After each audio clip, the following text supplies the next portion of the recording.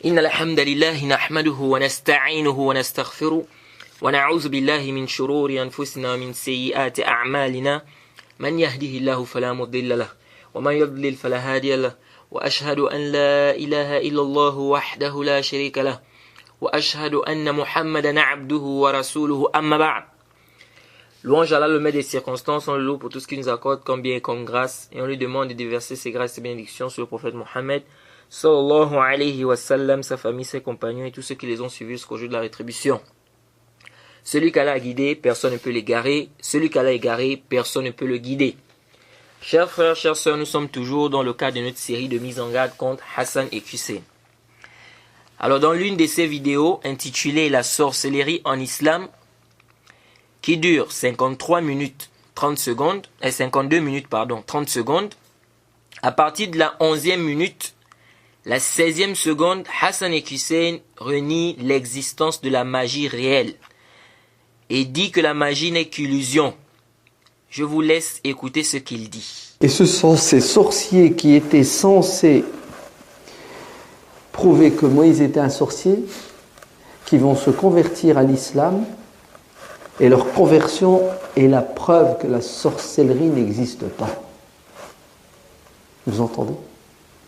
Puisque, quand Moïse a jeté son bâton, il est devenu serpent, et qu'il l'a pris en tant que serpent, il est devenu bâton, les sorciers ont dit, c'est pas de la magie, c'est pas de la sorcellerie. Nous, on sait ce que c'est que la sorcellerie. Vous savez ce que c'est ? C'est de l'illusion, faqat. Point à la ligne. Oui.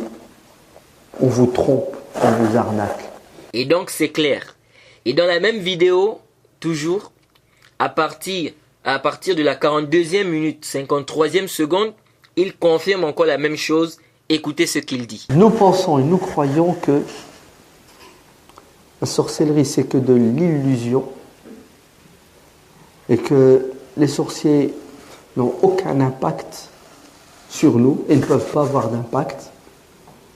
On s'en remet à Dieu, on se soigne quand on est malade et on arrête de croire en toutes ces sornettes. Vous allez me dire, oui, mais attends, il y a quand même quelque chose qui est important. Il y a bien des invocations où le prophète sallallahu alayhi wa sallam demande son Seigneur de le protéger, etc., etc., etc. Non. Oui, on ne peut pas le nier qu'on a une littérature qui est là, d'accord, où vous avez parfois des textes qui vont dans ce sens. C'est là où il faut faire intervenir l'esprit critique et tamiser, parce que, oui, on a pas mal de hadiths qui sont venus intégrer le corpus authentique de hadiths, qui sont le fruit, tout simplement, soit de l'invention et de la création de hadiths, ou soit de hadiths qui sont faibles, et accepter des hadiths faibles dans ce domaine, c'est une erreur flagrante, ou soit des hadiths qui sont plus du domaine de la culture, et on leur a donné une dimension religieuse. Le Coran reste la référence par excellence. La Sunna, elle vient expliciter le Coran, elle ne vient pas le contredire. Et tout ce qui est du monde invisible, le Coran reste al-hakamul fasl, celui qui s'exprime de manière claire et nette.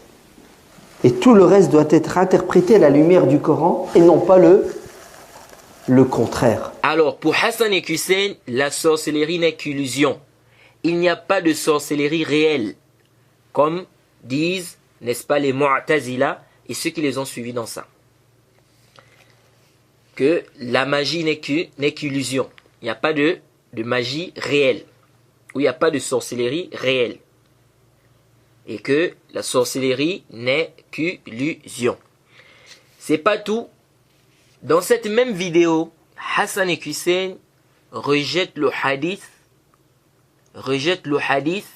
qui est dans le Sahih al-Bukhari et le Sahih Muslim, qui dit clairement que le prophète Mohammed sallallahu alayhi wa sallam fut ensorcelé pendant une période. Car s'il accepte ce hadith, eh bien, ça contredit sa fausse croyance qui est que la magie n'est qu'illusion et ça n'a pas d'impact. Et pour justifier cela, c'est-à-dire pour justifier le fait que le prophète Mohammed sallallahu alayhi wa sallam n'ait pas été ensorcelé, il prétend que ça contredit le verset où Allah subhanahu wa ta'ala dit « Wallahu ya'asimuka minan nas » et Allah te protégera des gens. Surat 5, verset 67. Où Allah subhanahu wa ta'ala dit quoi? Parlant du prophète, qu'Allah te protégera des gens. Et donc, ils disent quoi? Il dit Allah subhanahu wa ta'ala dit qu'il va protéger le prophète. Donc, comment se fait-il que le prophète Mohammed sallallahu alayhi wa sallam dit qu'il a été ensorcelé? Ça contredit ce verset. Ça veut dire qu'Allah ne l'a pas protégé. Et il avance aussi que les diables n'avaient pas d'impact sur le prophète Mohammed sallallahu alayhi wa sallam. Il dit s'il a été ensorcelé, c'est que les diables, n'est-ce pas, les diables ont eu un impact sur lui. Et il avance comme quoi le prophète Mohammed sallallahu alayhi wa sallam a dit concernant son qarin, aslama. Ou aslamu, parce qu'il y a une divergence des savants. Est-ce que c'est aslama ou aslamu? Donc, il avance également cet argument. Donc, le prophète a dit que son qarin, il s'est islamisé, ou il s'est converti à l'islam, ou encore, le prophète est préservé de son mal. Et donc, il prend ce hadith, il dit ici, ça nous prouve ici que le prophète Mohammed sallallahu alayhi wa sallam, n'est-ce pas, n'avait pas, ou les diables n'avaient pas d'impact sur le prophète Mohammed sallallahu alayhi wa sallam. Et donc si le prophète est ensorcelé, ça veut dire quoi? Ça veut dire que les diables ont eu un impact sur le prophète Mohammed sallallahu alayhi wa sallam. Donc en résumé, parmi ces égarements ici, premièrement, il dit que la sorcellerie n'existe pas, qu'elle n'est qu'illusion, c'est-à-dire il n'y a pas de sorcellerie réelle, la sorcellerie n'est qu'illusion. Deuxièmement, il rejette le hadith authentique qui est venu dans le Sahih, le Bukhari Muslim, qui dit clairement que le prophète Mohammed sallallahu alayhi wa sallam a bel et bien été ensorcelé. Alors pour le premier point, je ne vais pas trop m'attarder sur ça, car ça contredit le waqi', ça contredit la réalité, et ça contredit plein de textes. Ça contredit le waqi', la réalité, car il y a des gens qui sont ensorcelés. Il y a des gens qui sont ensorcelés, et je crois que Hassan et Hussein ferait mieux de faire un tour en Afrique pour voir réellement si la sorcellerie existe ou pas. Parce qu'en Afrique, il y a beaucoup de sorciers. Alors, il y a des gens qui sont ensorcelés et qui, n'est-ce pas, ressentent bel et bien que ça a un impact sur eux. Et moi, je dis souvent, ceux qui disent que la sorcellerie n'est qu'illusion et que ça n'a pas d'impact là. Parce que même la sorcellerie illusoire, même la sorcellerie qu'ils disent là, qui est illusoire, ça peut avoir un impact sur la personne dans un sens. Comment ça? Mais avant d'arriver là-bas, sachez que la sorcellerie chez les savants de la sunna se divise en deux. On a ce qu'on appelle as-sihr haqiqi et on a le sihr takhili, c'est-à-dire on a la magie réelle et on a la magie illusoire. La magie illusoire, c'est-à-dire que c'est pas réel, c'est juste une illusion. Exemple, ce que font certains magiciens, de prendre par exemple un couteau, il coupe sa main, puis il la remet, il coupe la tête, puis il la remet. Ça, c'est pas réel. C'est illusoire, c'est-à-dire ce sont les yeux en fait qui voient qu'il est en train de couper la main. Ils remettent, il coupe la tête, il remet, il coupe la main. Mais en réalité, c'est pas ça. Ça, on dit que c'est quoi? C'est le sihr takhili, c'est-à-dire c'est la magie illusoire. C'est comme ce qui s'est passé au temps de Moussa alayhi salam, lorsque les magiciens ont jeté leurs cordes et bâtons. Moussa alayhi salam voyait que ça rampait sous l'effet de la magie. En réalité, n'est-ce pas, c'était quoi? C'était un sihr takhili. Donc c'était une magie illusoire. Mais les yeux de Moussa voyaient ça ramper. Et l'histoire est dans la sourate 20, à partir du verset 65 à 69. Alors subhanahu wa ta'ala dit قالوا يا موسى إما أن تلقي وإما أن نكون أول من ألقى قال بل ألقوا فإذا حبالهم وعصيهم يخيل إليه من سحرهم أنها تسعى وأوجس في نفسه خيفة موسى قلنا لا تخف إنك أنت الأعلى وألق ما في يمينك تلقف ما صنعوا إنما صنعوا كيد ساحر ولا يفلح الساحر حيث أتى. Donc Allah subhanahu wa ta'ala dit, selon la traduction rapprochée, ils dirent, ô Moussa, ou tu jettes le premier ton bâton, ou que nous soyons les premiers à jeter. Il dit, jetez plutôt, et voilà que leurs cordes et leurs bâtons lui parurent ramper par l'effet de leur magie. Mais, Moussa alayhi salam, Moussa ressentit quelque peur en lui-même. Moussa ressentit quelque peur en lui-même. Nous lui dîmes, n'aie pas peur, c'est toi qui auras le dessus. Jette ce qu'il y a dans ta main droite, cela dévorera ce qu'ils ont fabriqué.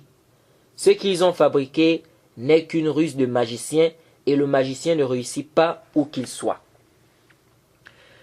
Alors, cette histoire, ou bien ce que ces magiciens ont fait, c'était quoi? C'était la magie illusoire. Okay? Et le verset, il est clair. C'est pas comme j'avais entendu quelqu'un. Quand on l'a réfuté avec ce verset, pour lui dire, mais si la magie n'a pas d'effet, aux yeux de Moussa, elle n'avait pas d'effet, n'est-ce pas? Ou si la magie n'avait réellement pas d'effet, comme vous dites, okay? Et que on ne peut pas dire que le prophète a été ensorcelé, parce que dire que le prophète a été ensorcelé, ça veut dire quoi? Ça veut dire que ça contredit le verset où Allah dit Allah te protégera des gens, ou bien ça veut dire quoi? Que quand le prophète était ensorcelé, peut-être il a cru qu'il avait des choses, n'est-ce pas? Ou bien peut-être il a cru avoir de la révélation, alors que ce n'était pas le cas, etc. Ce verset-là, quand on dit que dans ce verset, on voit bien que les yeux de Moussa ont été ensorcelés. Et pourtant, c'est un prophète. Donc, si vous rejetez le hadith qui dit que le prophète est ensorcelé, vous allez aussi rejeter ce verset qui montre clairement ici que la magie ici a eu un effet aux yeux de Moussa, alayhi salam. Vous savez ce qu'il dit? Vraiment, les gens du Batil, ils sont prêts à inventer toute interprétation possible, même les plus nuls, pour soutenir leur Batil, leur fausseté. Il dit carrément non, la magie n'a pas eu d'effet sur Moussa alayhi salam, mais c'est sur les autres qui étaient là. Donc Moussa, ses yeux n'ont pas été ensorcelés. Subhanallah. Alors que le verset est clair. Il te parle bien, le verset, le contexte est clair ici. Ici c'est clair que on est en train de parler de Moussa alayhi salam. Le verset te dit bien, et voilà que leurs cordes et leurs bâtons lui parurent ramper par l'effet de la magie. C'est clair. Le contexte est clair. Vous voyez? Donc ils ont bel et bien ensorcelé les yeux de Moussa alayhi salam. C'est pourquoi c'est venu dans la sourate 7 verset 116. On a dit quoi? قال ألقوا فلما ألقوا سحروا أعين الناس واسترهبوهم وجاءوا بسحر عظيم. Il dit jeté, dit-il. Puis lorsqu'ils eurent jeté, sur la traduction rapprochée, puis lorsqu'ils eurent jeté, ils ensorcelèrent les yeux des gens et les épouvantèrent et virent avec une grande magie. Ils ensorcelaient les yeux des gens. Et Moussa faisait partie de ces gens. Saharu a'yun an-nas. Donc c'est clair que les yeux de Moussa ont été ensorcelés. Donc ça c'est la magie. Et comme également, d'abord le Coran est clair là-dessus. Et comme l'a également cité l'imam Tabari. On dit bien ici Saharu a'yun an-nas. Ce que vous apportez comme ta'wilat là, c'est batil. Donc ça c'est la magie illusoire. Les yeux voient une chose, mais en réalité c'est pas ça. Mais c'est pas la seule catégorie de magie qui existe. Donc ceux qui viennent avec ces versets là pour justifier injustement que nous n'avons que la magie illusoire, ça c'est complètement batil. Car on ne nie pas l'existence de la magie illusoire, mais on dit qu'il n'y a pas que cette magie.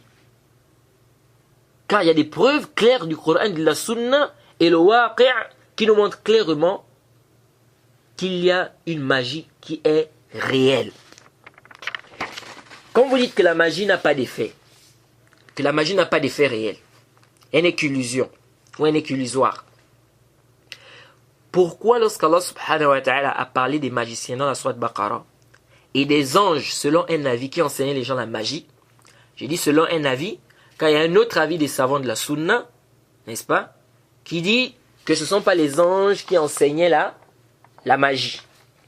Et je crois que j'ai détaillé cette question dans les annulatifs de l'islam.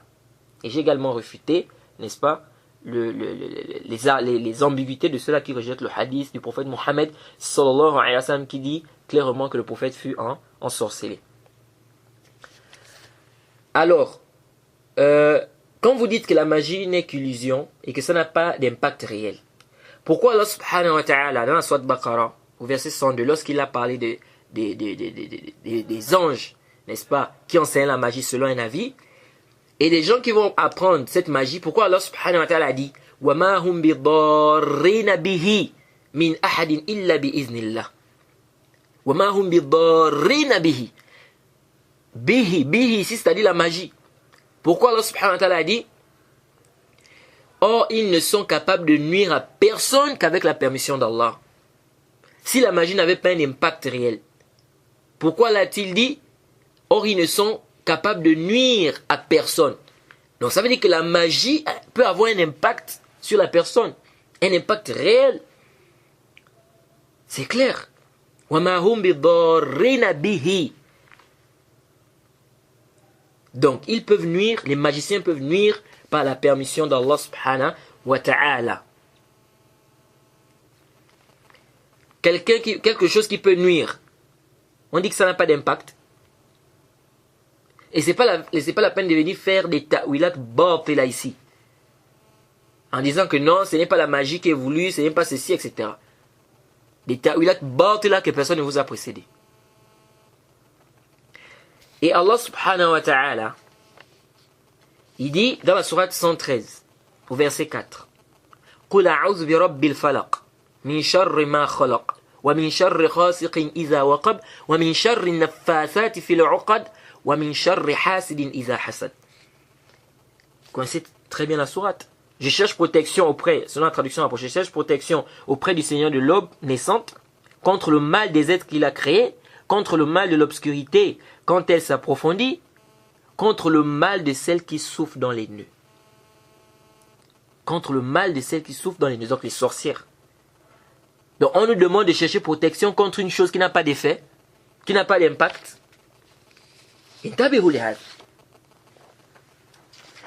Alors, la magie est bel et bien réelle. Et elle peut avoir un impact sur la personne. C'est pourquoi le prophète Mohammed sallallahu alayhi wa sallam, dans le Sahih al-Bukhari et le Sahih Muslim, hadith muttafaqun alayhi, le prophète Mohammed sallallahu alayhi wa sallam, et c'est un hadith muttafaqun alayhi. Et vous devez savoir que les hadiths qui sont rapportés dans Bukhari et Muslim sont les hadiths les plus authentiques. C'est-à-dire, les livres les plus authentiques après le Coran, c'est le Sahih al-Bukhari et le Sahih Muslim. Alors, le prophète Mohammed sallallahu alayhi wa sallam dans ce hadith dit Man tasabbaha kulla yawmin sab'a tamarat ajwatan lam yadurruhu fi dhalika al-yawm summun wala sihrun. Le prophète Mohammed sallallahu alayhi wa sallam dit dans ce hadith celui qui déjeune le matin ou qui prend le matin chaque jour 7 dattes de ajwa, aucun poison ni aucune sorcellerie ne pourra lui nuire ce jour-là. Les ajwa, c'est une sorte de date. C'est noir et elles sont un peu grosses. Bien évidemment, les savants divergent quand on dit les dates des ajwa. Est-ce que ce sont les ajwa seulement de Médine ou bien c'est général? Certains savants disent que c'est khas pour les dates de Médine. Donc les ajwa qui sont voulus ici, c'est ceux de Médine. D'autres, n'est-ce pas, ne sont pas de cet avis. Bref, ce n'est pas le débat ici. Ici, là, le prophète Mohammed sallallahu alayhi wa sallam nous dit clairement ici que celui qui va prendre ces 7 dates-là, le prophète a dit quoi?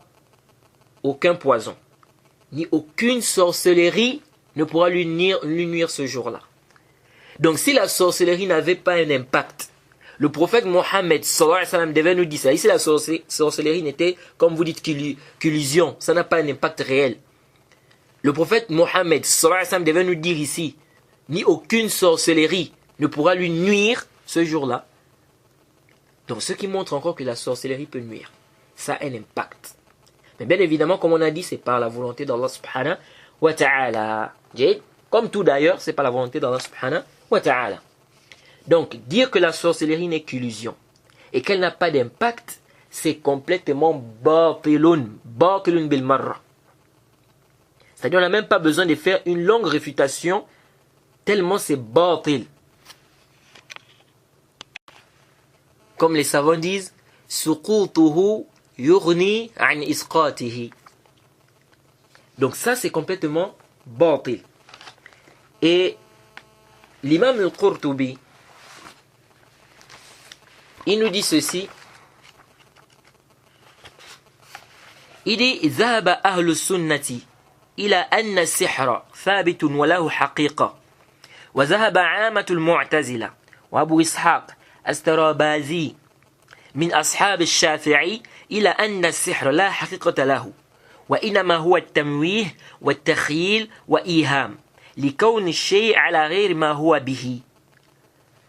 Et un peu plus bas, il dit وَهَذَا لَا حُجَّةَ فِيهِ. Il dit ceci, il dit les gens de la Sunna sont allés à dire, ou les gens de la Sunna disent que la magie est présente, elle existe et elle est réelle. Les Mu'tazila et Abu Ishaq, qui fait partie des Shafi'iyya, ceux-là sont allés à dire que la magie n'est pas réelle, que c'est juste l'illusion, la tromperie.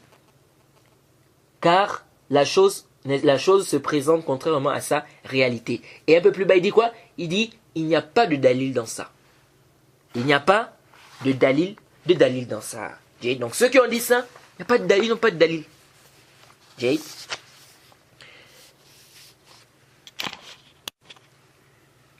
Et moi je dis souvent, ceux qui disent que la magie n'est qu'illusion, que ça n'a pas d'impact. Ok. Quelqu'un qui est face à quelqu'un qui fait de la magie illusoire, il coupe par exemple sa main, évidemment à travers la magie illusoire. Donc c'est pas réel en fait. C'est-à-dire celui qui est en face voit comment, c'est-à-dire ses yeux voient que le magicien est en train de couper la main. Et il remet sa main. Il coupe la main, il remet la main. Cette personne-là, qui est en train de regarder cela, ne peut-elle pas être influencée psychologiquement? Ne peut-elle pas, c'est-à-dire devenir même folle? Si. La personne peut même devenir folle. Pourquoi? Parce qu'elle a vu quelque chose qui n'est pas, c'est pas quelque chose, c'est-à-dire d'ordinaire. Quelqu'un coupe sa main, il remet, il coupe, il remet. Et pourtant, c'est de la magie illusoire. Mais est-ce que ici, cette magie, on va dire ça n'a pas eu un impact sur cette personne? C'est clair que ça a eu un impact. C'est clair que ça a eu un impact. Donc, venir dire comme ça, de manière absolue, que la magie n'a pas d'impact, ça c'est complètement batil. Encore moins qu'elle n'existe pas, et qu'elle n'est qu'illusion, ou qu'elle n'est qu'illusoire. Donc, pour résumer, nous avons deux types de magie. Nous avons deux types de magie, les frères. Celle qui est réelle, qui a un impact sur les gens, réel, et celle qui est illusoire, et qui peut aussi avoir un impact sur la personne sur le plan psychologique. Alors, maintenant, revenons au hadith qui dit que le prophète Mohammed, sallallahu alayhi wa sallam, a été ensorcelé. Ce hadith est dans le Sahih Bukhari et le Sahih Muslim, muttafaqun alayhi. Donc, il fait partie des hadiths ou des catégories des hadiths les plus authentiques. Car c'est rapporté non pas seulement par l'imam Muslim, ou non pas seulement par l'imam al-Bukhari, mais par Bukhari et Muslim, les deux. Parce que les savants de hadith te disent que les hadiths, ou bien les livres les plus authentiques, ou les hadiths les plus authentiques, sont les hadiths qui sont rapportés par l'imam Bukhari et Muslim. Ensuite, ce qui est rapporté par l'imam al-Bukhari seul. Ensuite, ce qui est rapporté par l'imam Muslim seul. Ensuite, ce qui est rapporté, n'est-ce pas, hors du Sahih Bukhari et Muslim, donc ce qui n'est pas rapporté par Bukhari et Muslim, mais qui sont selon les conditions de Bukhari et Muslim. C'est-à-dire qui réunissent les conditions de Bukhari et Muslim. Les deux. Ensuite, ceux qui réunissent les conditions de l'imam Bukhari seul. Ensuite, ceux qui réunissent les conditions de l'imam Muslim seul. Ensuite, les autres hadiths, nous avons Abi Daoud, Tirmizi, Nasaï et tout le reste. Comme vous devez le savoir, les livres les plus authentiques après le Coran, c'est Bukhari et Muslim. Et cela par consensus des savants de la Sunna. Bien évidemment, il y a une légère divergence entre Bukhari et Muslim qui est plus authentique. La majorité disent que c'est Bukhari qui est plus authentique que Muslim. Et c'est l'avis qui est juste, sans aucun doute. Bien qu'il y ait une légère divergence, c'est vrai, vous allez trouver certains savants qui vont dire non, mais parce qu'il y a des savants qui ont donné un autre avis que cet avis. C'est vrai, vous allez trouver des gens qui, ou bien certains savants qui vont dire non, mais ils n'ont pas voulu dire ça, ils ont voulu dire ceci, cela. Mais en réalité, il y a une divergence. La divergence est là. La divergence elle est là. Il y en a qui ont dit quoi? Que le Sahih Muslim est plus authentique que le Sahih Bukhari. Mais il n'y a pas de doute que le Sahih Bukhari est plus authentique que le Sahih Muslim. Ce n'est pas l'objet, n'est-ce pas, de cette séance ici. Et ici aussi, il y a un point que je voudrais rappeler. Quand on dit que le Sahih Bukhari est plus authentique que le Sahih Muslim, ça, c'est de manière générale. Sinon, comme dit le Cheikh Rabi' Hafizahullah, et il le cite, il dit que l'imam Sana'ani a cité cela, qu'en réalité, dire comme ça que le Sahih Bukhari est supérieur au Sahih Muslim, est plus authentique que le Sahih Muslim, il faut un tafsil en fait. C'est-à-dire, dire ça comme ça, fi nazar. Pourquoi? Parce que l'imam Muslim, il y a des hadiths que l'imam Muslim rapporte avec les mêmes chaînes de transmission que l'imam al-Bukhari. Et donc, les hadiths que l'imam Muslim rapporte, qui ont les mêmes chaînes de transmission que l'imam al-Bukhari, qui sont des hadiths qui sont dans le Sahih al-Bukhari, ici on ne dit pas que le Sahih al-Bukhari, on ne dit pas que les hadiths qui sont dans le Sahih al-Bukhari sont plus authentiques que ceux qui sont dans Muslim. Pourquoi? Parce que ici, c'est la même chaîne de transmission. Donc ici, ils sont au même niveau. Par contre, si les chaînes de transmission sont différentes, là oui, on peut dire ici que ici c'est plus authentique que le Sahih Muslim. Ala kulli hal, lorsque les savants disent que le Sahih Bukhari est plus authentique que le Sahih Muslim, ça c'est de manière générale. Et peut-être on va revenir sur ce point-là, on va détailler ça Inch'Allah. Si on fait le sharh, si on arrive, parce que je compte faire ce sharh, si on arrive à faire le sharh de Nuzha de Al-Hafiz ibn Hajar dans le Ilm al-Hadith, dans le Mustalah al-Hadith. Alors ce hadith, il est dans le Sahih al-Bukhari et le Sahih Muslim. Je vais vous le lire, le hadith qui dit clairement que le prophète Mohammed sallallahu alayhi wa sallam fut ensorcelé.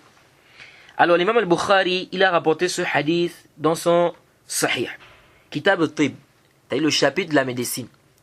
Et ce qui prouve encore même, c'est ce qui prouve que la magie, ou bien si quelqu'un est ensorcelé, c'est une maladie. C'est une maladie. C'est l'imam Bukhari a mis ça dans le chapitre de quoi? De la médecine. Sinon, pourquoi il a mis ça dans le chapitre de la médecine? Donc, être ensorcelé, lorsque quelqu'un est ensorcelé, il est malade. C'est une maladie. Et c'est pourquoi le prophète Mohammed, on va voir, il a dit dans le hadith qu'Allah m'a guéri. Allah m'a guéri. Donc, ça veut dire quoi? Ça veut dire que c'est une maladie. Et le prophète Mohammed, c'est un être humain. Il peut tomber malade. Il peut tomber malade. L'imam al-Bukhari a rapporté ça dans son livre Kitab al-Tib, il a rapporté ça dans le livre de Kitab al-Adab. Kitab al-Adab, et je profite à rappeler que le Adab Mufrad, parce qu'il y a un livre de l'imam al-Bukhari qu'on appelle al-Adab Mufrad. Ce livre-là, qui est al-Adab Mufrad, et d'ailleurs qui a été expliqué également par le Cheikh Zayd al-Madkhali, rahimahullah, il a fait une explication de ce livre-là. Le Adab Mufrad de l'imam al-Bukhari, en réalité, l'imam al-Bukhari n'a pas donné comme nom à son livre al-Mufrad. Il a donné al-Adab. Mais ce sont les savants qui ont, n'est-ce pas, mis al-Mufrad pour différencier entre le Kitab Adab qui est dans son Sahih et ce Kitab-là qui est le Kitab Adab. Parce que dans le Sahih al-Bukhari, l'imam al-Bukhari a un livre qu'il appelle Kitab al-Adab. Donc pour faire la distinction, c'est pourquoi les savants disent al-Adab Mufrad. Mais sinon, l'imam al-Bukhari n'a pas donné cette appellation, c'est-à-dire Adab Mufrad. Alors, il a rapporté ce hadith dans le Kitab Adab qui est dans le Sahih. Il a aussi rapporté dans son livre Bad al-Khalq. Il a aussi rapporté dans le Kitab al-Da'awat. Alors il dit, l'imam al-Bukhari nous dit حدثنا إبراهيم بن موسى أخبرنا عيسى بن يونس عن هشام عن أبيه عن عائشة رضي الله عنها.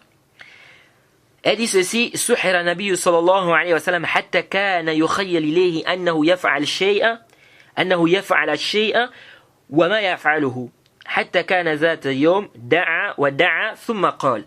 Aïcha nous dit, le prophète Mohammed sallallahu alayhi wa sallam fut ensorcelé, il a été ensorcelé jusqu'à ce qu'il s'imaginait faire une chose alors qu'il ne faisait pas cette chose.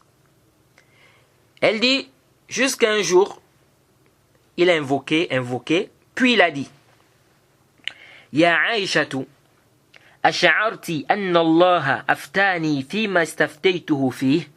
Le prophète a dit, oh Aïcha, sais-tu qu'Allah subhanahu wa ta'ala m'a montré ou bien m'a répondu, n'est-ce pas, concernant la demande que je lui ai faite. Il dit ceci, 2 hommes me sont venus. L'un s'est mis au niveau de ma tête. Ça c'est un rêve, ça c'est dans le rêve. Le prophète Mohammed ça m'a fait un rêve. Donc il dit à Aïcha que pendant ce rêve, il a vu 2 hommes. Un s'est mis au niveau de sa tête. فقعد, il dit atani rajulan. فقعد أحدهما عند رأسي والآخر عند رجلي.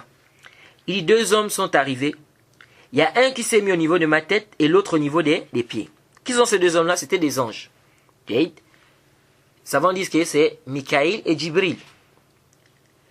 Bien évidemment, est-ce qui était au niveau de la tête? Est-ce que c'est Mikaïl qui était au niveau de la tête? Ou c'était Djibril qui était au niveau de la tête et l'autre était au niveau des pieds?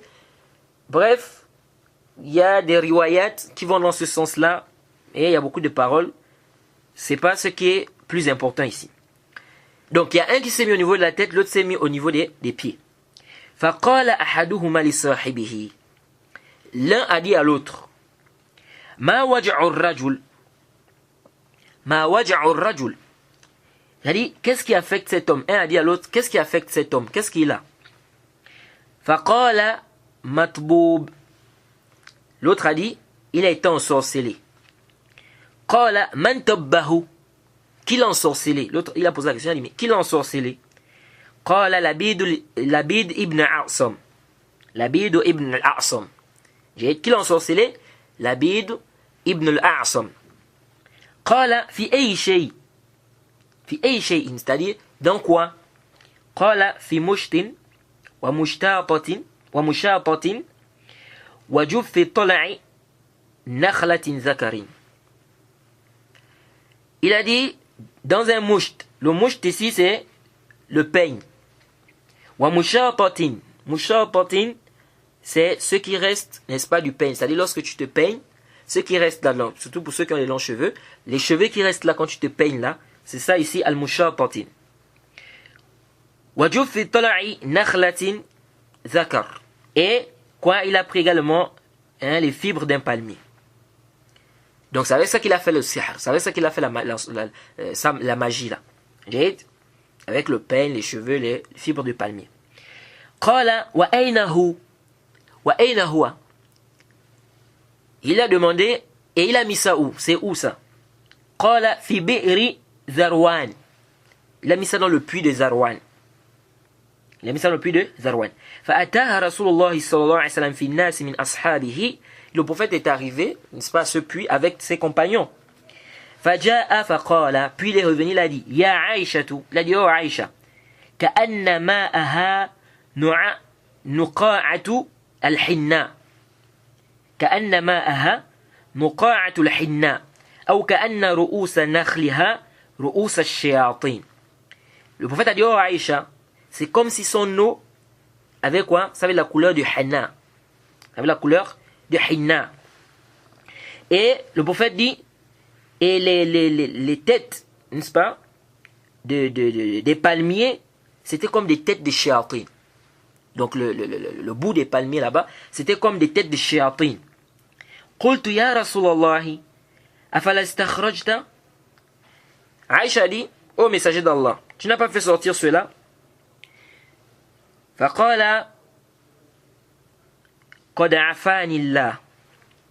Qad afani Allah. Dans une version shafani. Qad afani Allah.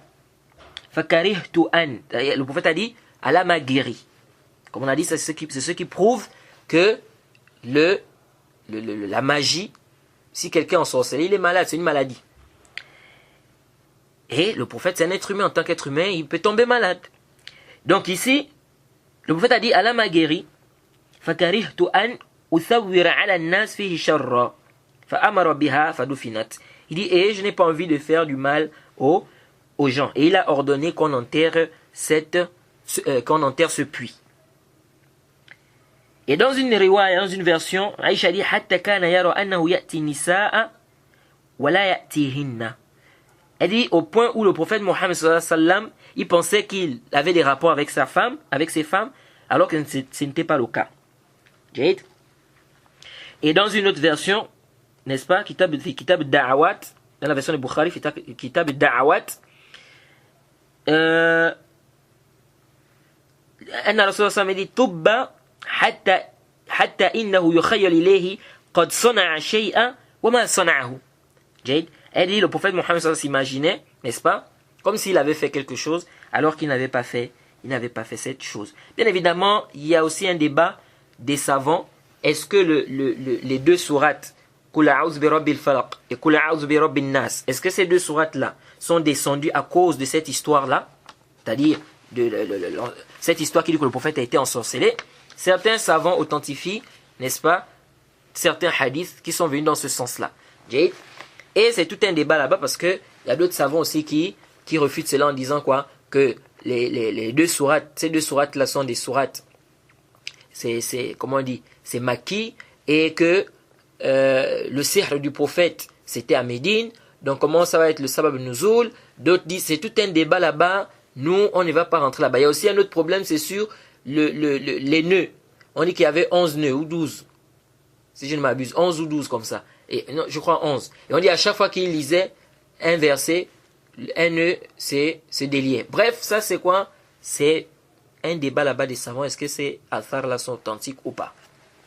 Mais ce qui nous importe ici, c'est quoi? C'est que c'est prouvé ici, dans le Sahih Bukhari et Muslim, le hadith est clair que le prophète Mohammed sallallahu alayhi wa sallam fut ensorcelé. Alors, parmi les ambiguïtés qu'ils apportent concernant ce hadith, il dit, si on dit que le prophète Mohammed sallallahu alayhi wa sallam a été ensorcelé et qu'il s'imaginait avoir eu des rapports sexuels avec ses femmes alors que ce n'était pas le cas, ça veut dire qu'il pouvait aussi s'imaginer qu'Allah subhanahu wa ta'ala lui révèle des choses alors que ce n'était pas le cas. Et les koufars, donc les mécréants, vont nous embêter avec. On dit que votre prophète a été ensorcelé. Qu'est-ce qui ne vous dit pas que pendant cette période, il a cru avoir des révélations? Or, ce n'était pas le cas. Donc, dans votre Coran, il y a peut-être des choses qui ne viennent pas d'Allah. Et comme c'est des du'afa, ils sont faibles, ces musulmans-là, qui rejettent ce hadith-là, pour la plupart, à notre époque, c'est des du'afa, ils sont faibles, ils ne peuvent pas répliquer aux mécréants, ils n'arrivent pas à dissiper cette ambiguïté, et cette ambiguïté qu'ils se sont aussi eux-mêmes créés dans leur tête. Donc la voie la plus facile, c'est quoi? C'est de dire le hadith est da'if. Le hadith c'est quoi? C'est da'if, c'est faible. Des faiblards, ils n'ont même pas honte. Donc incapable ici de refuter ça, qu'est-ce qu'on fait? On dit le hadith il est da'if et donc on trappe avec. Tu viens prendre un hadith qui est authentique et clair dans le Sahih Bukhari et Muslim et dont aucun savant dans sa parole est considéré, ou bien aucun savant dans sa parole, n'est-ce pas, aucun savant de hadith dont sa parole est considérée n'a rejeté et n'a rendu faible. Et même l'imam al-Daraqutni qui a parlé dans le Sahih Bukhari, qui a parlé de certains hadiths qui sont dans le Sahih Bukhari ou qui sont dans le Sahih Muslim, ou bien Abu Mas'ud al-Dimashqi, ou bien Ibn Hazm, aucun d'eux n'a dit que ce hadith est da'if, est faible. Et vous venez comme ça un bon matin, on ne sait pas d'où vous sortez, vous venez dire non, ce hadith est da'if. Ça vient contredire le Coran.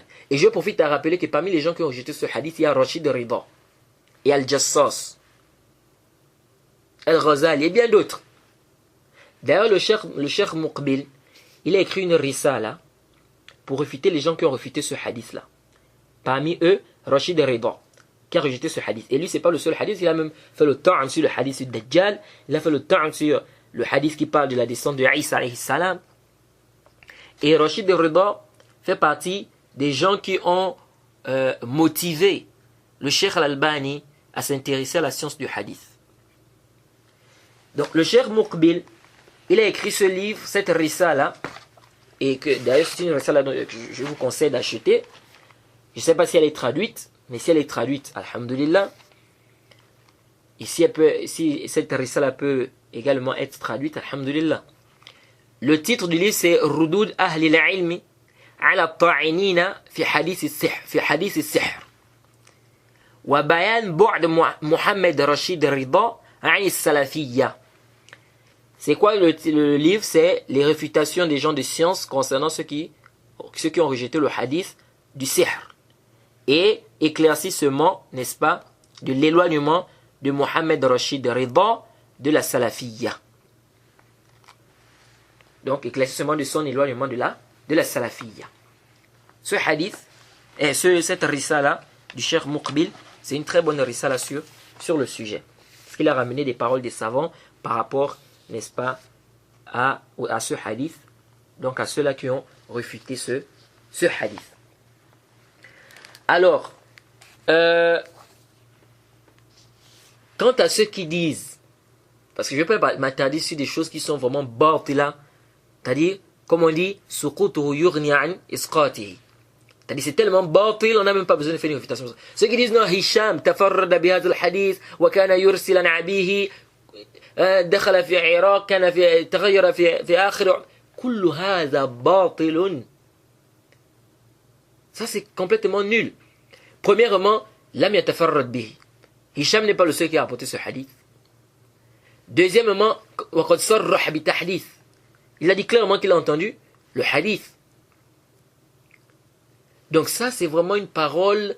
C'est-à-dire, vous savez, les gens, tellement, quand quelqu'un n'a plus d'arguments, il cherche tous les moyens et il cherche des choses qui sont vraiment ba'id jiddan. C'est très, c'est-à-dire, c'est ba'id.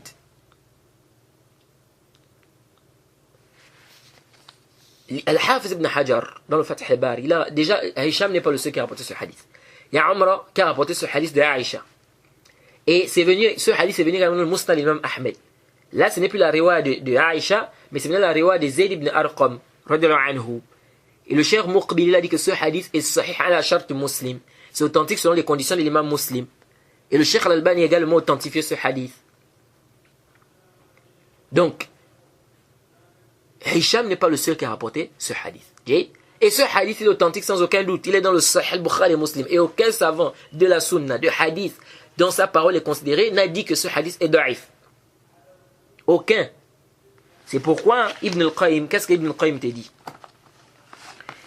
Ibn al-Qayyim te dit ceci. Dans son livre Bada'i' al-Fawaid, au tome 2, à la page 223, Ibn al-Qayyim te dit ceci, pardon. Il dit وهذا الحديث ثابت عند أهل العلم بالحديث وهذا الحديث ثابت عند أهل العلم بالحديث متلقى بالقبول بينهم ولا يختلفون في صحته Il dit ce hadith est authentique chez les gens de hadith, chez les savants de hadith, et ils ont accepté ce hadith. Il dit ولا يختلفون في صحته. Ils ne divergent pas sur l'authenticité de ce hadith. Donc la parole de Razali ou Rashid Rida ou bien de Al-Jassas, la ibrata bih. Il dit وقد اعتص على كثير من أهل الكلام وغيرهم وأنكروه أشد الإنكار وقابلوه بالتكذيب. Il dit que cela était difficile sur beaucoup de gens, beaucoup de dialecticiens et bien d'autres. Ils ont quoi? Ils ont réprouvé, ou ils ont fortement réprouvé ce hadith. Et ils ont fait face à ce hadith en le rejetant. Donc, ils ont démenti ce hadith. وَصَنَّفَ بَعْدُهُمْ فِيهِ مُصَنَّفًا مُفْرَدًا حَمْلَ فِيهِ عَلَى هِشَامٍ. Il dit, certains ont même écrit des livres, n'est-ce pas, rien que sur ce hadith-là, et ils ont parlé sur Hisham. وَهَذَا الَّذِي قَالَهُ هَؤُلَاء مَرْدُودَ عِنْدَ أَهْلِ الْعِلْمِ. Il dit, ce qu'ils ont dit, c'est rejeté chez les gens de science. C'est pas accepté. فَإِنَّ هِشَامًا مِنْ أَوْثَقِ النَّاسِ. Il dit Hisham fait partie des gens les plus dignes, c'est-à-dire des plus dignes de confiance. وَأَعْلَمُهُمْ. Et il fait partie de ceux qui connaissent, qui ont plus de science. وَلَمْ يَقْدَحْ. وَلَمْ يَقْدَحْ فِيهِ أَحَدٌ مِنْ أَئِمَّةِ بِمَا يُوجِبْ رَدَّ حَدِيثِهِ. Il n'y a aucun savant, n'est-ce pas, qui a mal parlé de Hisham, n'est-ce pas, au point qu'on rejette son hadith. فَمَا لِلْمُتَكَلِّمِينَ وَلِهَذَا الشَّأْنِ. Qu'est-ce que cette dialecticienne-là ont? وقد رواه غير هشام عن عائشة رضي الله عنها وقد اتفق أصحاب الصحيحين على تصحيح هذا الحديث ولم يتكلم فيه أحد من أهل الحديث بكلمة واحدة. Ibn al-Qayyim dit, ça a été rapporté, et d'autres personnes ont rapporté ça en dehors de Hisham, d'après Aïcha. Et il dit les deux savants, donc Bukhari et Muslim, se sont mis d'accord pour apporter ce hadith, et ils se sont mis d'accord que ce hadith est authentique. Il dit وَلَمْ يَتَكَلَّمْ فِيهِ أَحَدٌ مِنْ أَهْلِ الْحَدِيثِ بِكَلِمَةٍ وَاحِدَةٍ. Il dit aucune personne, aucun savant de hadith n'a parlé concernant ce hadith-là. Aucun savant n'a dit une seule parole à l'encontre de ces hadiths-là. Il dit وَالْقِصَّةُ مَشْهُورَةٌ عِنْدَ أَهْلِ التَّفْسِيرِ وَالسُّنَنِ وَالْحَدِيثِ وَالتَّارِيخِ وَالْفُقَهَاءِ. Il dit l'histoire elle est célèbre, elle est connue chez les gens de tafsir, les gens qui ont rapporté dans les sunan, n'est-ce pas, les gens de hadith, hein, les gens qui ont écrit sur les chroniques, hein, les gens, les fuqaha, donc les savants du fiqh. وَهَؤُلَاءِ أَعْلَمْ بِأَحْوَالِ رَسُولِ اللَّهِ صَلَّى اللَّهُ عَلَيْهِ وَسَلَّمَ وَأَيَّامِهِ مِنَ الْمُتَكَلِّمِينَ. Il dit ceux-là, ils connaissent plus, n'est-ce pas, les situations du prophète Mohammed sallallahu alayhi wa sallam que ces dialecticiens-là, ou ces soi-disant philosophes-là. Donc ici, c'est clair.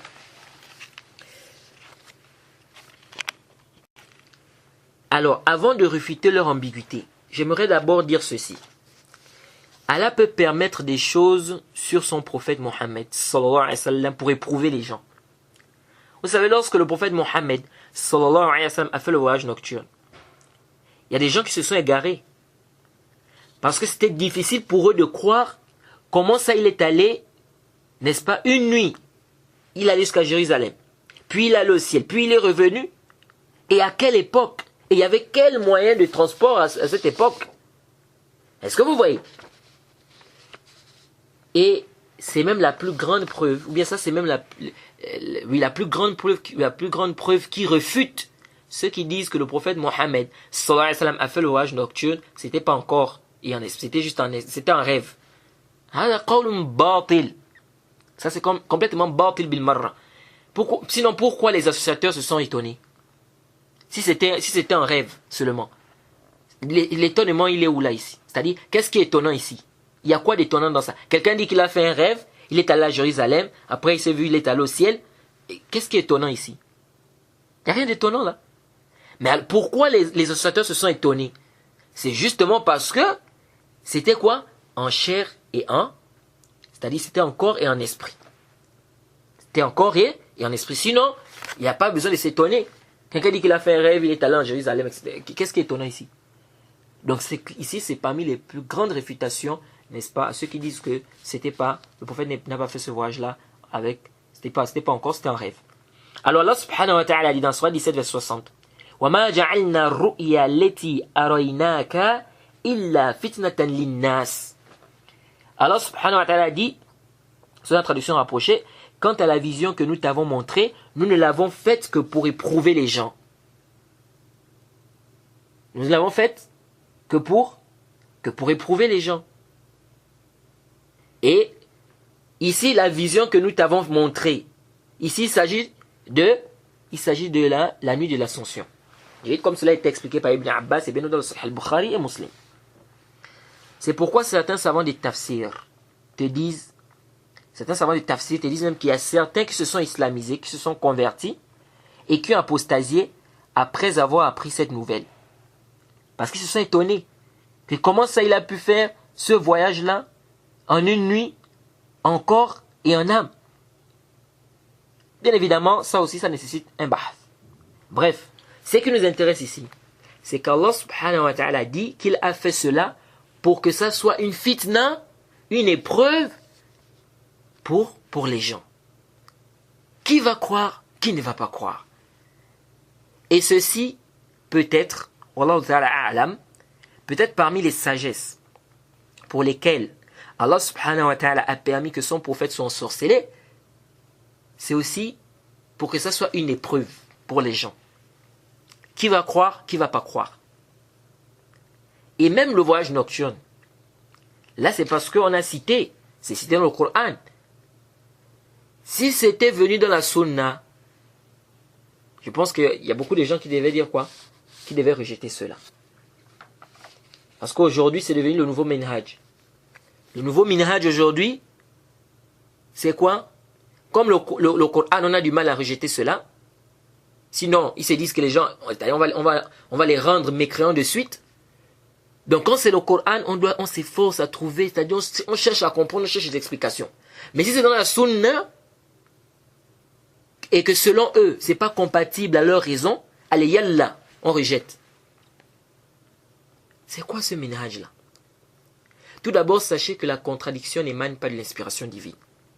Et que si tu vois des contradictions dans les textes, sache que c'est d'abord dans ta tête. C'est relatif. Ce qui est contradictoire pour toi ne l'est pas pour d'autres. C'est pourquoi le grand savant Ibn Khuzayma, rahimahullah, il disait La a'rif hadithain mutadaddain, faman kana 'indahu falyati bihi u'allif baynahuma. Il dit je ne connais pas deux hadiths qui se contredisent. Celui qui a deux hadiths qui se contredisent, qu'il me les apporte, je vais trouver un terrain d'entente entre ces hadiths-là. Et Ibn al-Qayyim dit dans Miftah Dar al-Sa'ada, au tome 3, la page 383, il dit فَصَلَوَاتُ اللَّهِ وَسَلَامُ عَلَى مَنْ يُصَدَّقْ كَلَامُهُ بَعْدُهُ بَعْضًا وَيَشْهَدْ بَعْدُهُ لِبَعْضٍ فَالِاخْتِلَافُ وَالْإِشْكَالُ وَالِاشْتِبَاهُ إِنَّمَا هُوَ فِي الْأَفْهَامِ لَا فِي مَا خَرَجَ مِنْ بَيْنِ شَفَتَيْهِ. Il dit quoi? فَالِاخْتِلَافُ وَالْإِشْكَالُ والاشتباه إنما هو في الأفهام لا فيما خرج من بين شفتيه من الكلام والواجب على كل مؤمن أن يكل ما أشكل عليه إلى أصدق قائل ويعلم أن فوق كل ذي علم عليم. Ibn Qayyim dit quoi? Et les prières et la paix soient sur celui dont ses paroles, n'est-ce pas, sont crues les unes les autres. Et les unes attestent des autres. Il dit les contradictions, les problèmes, les ressemblances ou les ambiguïtés. Il dit ceci est dans les compréhensions et non dans ce qui sort de ces deux lèvres comme parole, c'est-à-dire du prophète Mohammed sallallahu alayhi wa sallam. Il dit ce qui est obligatoire à tout musulman, à tout croyant, c'est de ramener, de renvoyer ce qui lui pose problème au plus véridique. Et qu'il sache qu'au-dessus de celui qui connaît, il y a toujours quelqu'un qui connaît plus. Donc Ibn Qayyim ici te dit clairement que la contradiction, les ambiguïtés, tout ça là, c'est dans les compréhensions des gens. C'est pas dans la parole du prophète Mohammed sallallahu alayhi wa sallam. C'est pas dans la révélation. Alors, pour rejeter le hadith qui dit que le prophète Mohammed sallallahu alayhi wa sallam a été ensorcelé, les gens des bid'a ils te disent quoi? Ils te disent ça contredit le Coran. Ils disent ça contredit le verset où Allah subhanahu wa ta'ala dit Wallahu ya'asimuka minan nas. Surat 5, verset 67. Allah te protégera des gens. Si on dit que le prophète a été ensorcelé, ça veut dire qu'Allah ne l'a pas protégé, donc on ne peut pas dire qu'il a été ensorcelé. Ça contredit le Coran. Et ça aussi, c'est l'argument de Hassan et Hussein. Donc, c'est l'argument que Hassan et Hussein a avancé pour justifier injustement que le prophète Mohammed sallallahu alayhi wa sallam n'a pas été ensorcelé. Et d'ailleurs, c'est l'argument de tous ceux qui rejettent ce hadith. Tous ceux qui rejettent ce hadith, ou la plupart, vous verrez, ils vont vous citer toujours ce verset-là. Allah a dit Wallahu ya'asimuka minan nas. Allah te protégera des gens. Ils disent non, ça contredit ce verset, donc on ne doit pas dire qu'il a été ensorcelé. Ça, c'est un. Deuxièmement, ils disent quoi? Ils disent si vous dites que le prophète a été ensorcelé, vous êtes en train de répéter la parole des associateurs. Lorsque les associateurs ont dit, Surat 17, verset 47, إِذْ يَقُولُ الظَّالِمُونَ إِن تَتَّبِعُونَ إِلَّا رَجُلًا مَسْحُورًا. Ils disent qu'Allah subhanahu wa ta'ala dit que les associateurs ont dit, donc les injustes disent, selon la traduction rapprochée, les injustes disent, vous ne suivez qu'un homme ensorcelé. Vous ne suivez qu'un homme ensorcelé. Et dans un autre verset, surat 25 au verset 8, Allah subhanahu wa ta'ala dit وَقَالَ الظَّالِمُونَ إِن تَتَّبِعُونَ إِلَّا رَجُلًا مَسْحُورًا. Qu'Allah subhanahu wa ta'ala dit que les injustes disent vous ne suivez qu'un homme ensorcelé. Donc il dit, si vous dites que le prophète a été ensorcelé, ou si on dit que le prophète fut ensorcelé, on sera en train d'imiter les associateurs. On sera en train d'imiter les associateurs. Vous voyez? Or, ceci n'est pas quoi? Leur parole là, c'était une fausse parole. Donc nous, on ne doit pas répéter ça. Et donc on dit que le hadith là, c'est un faux hadith, c'est pas authentique. Le prophète Mohammed sallallahu alayhi wa sallam n'a pas été ensorcelé. Et parmi les arguments également, ils disent quoi? Ils disent que les prophètes, ou bien le prophète, le diable n'a pas d'impact sur lui. Et c'est également l'argument que Hassan al-Hussein a avancé, en disant quoi? Que son qarin, le prophète a dit concernant son qarin, aslama. Bien évidemment, en une version on dit aslamu. Parce que comme je vous ai dit, c'est un débat, est-ce que c'est aslamu ou aslamu? Donc, ils disent voilà. Et Allah, et ça contredit même le verset, d'autres même apportent ce verset-là, ils disent que ça contredit le verset qui est dans la sourate 15 au verset 42. Allah subhanahu wa ta'ala dit Inna ibadi laysa laka alayhim sultanun illa man ittaba'aka min al-ghawin. Qu'Allah subhanahu wa ta'ala dit sur mes serviteurs tu n'auras aucune autorité ou aucun pouvoir excepté celui qui te suivra parmi les dévoyés. Ils disent donc Shaitan n'a aucun pouvoir sur les serviteurs d'Allah. Et le prophète Mohammed sallallahu alayhi wa sallam est le meilleur des hommes. Si on dit qu'il a été ensorcelé, ça veut dire que les shayatins ont eu un pouvoir sur lui. Donc ça contredit le Coran. Donc on peut pas dire que le prophète est ensorcelé. Allez, le hadith yalla, c'est un hadith da'if, la yasih, wa la yathbut.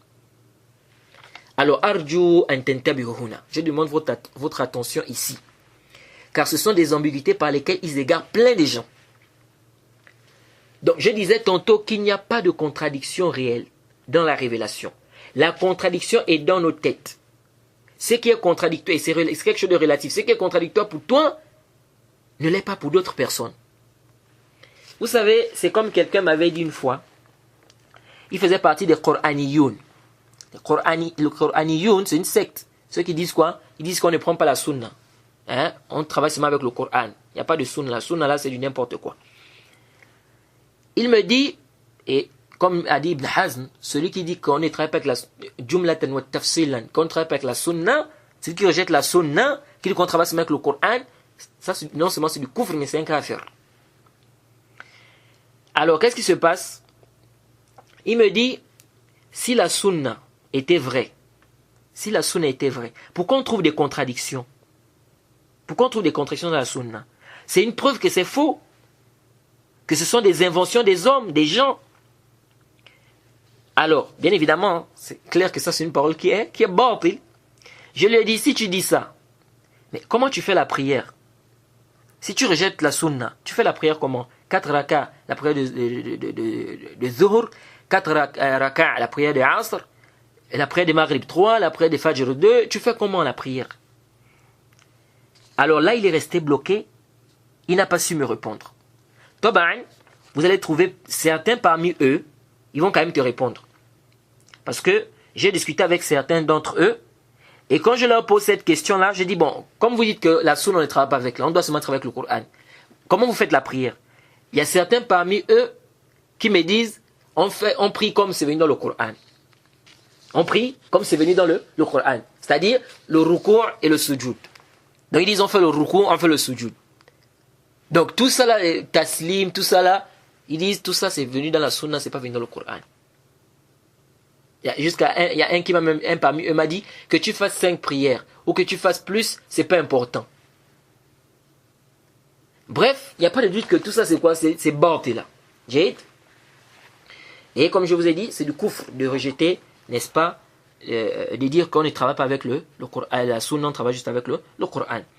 Alors, j'ai dit à celui qui m'a dit qu'il y a contradiction, il m'a dit, comme il y a ça dit ce qui prouve que la sunna c'est pas vrai. Il m'a dit, c'est parce qu'il y a des contradictions dans la sunna. Alors je lui ai dit, la contradiction est dans ta tête. C'est pas dans la révélation. Lorsque tu vois un semblant de contradiction, cherche à comprendre.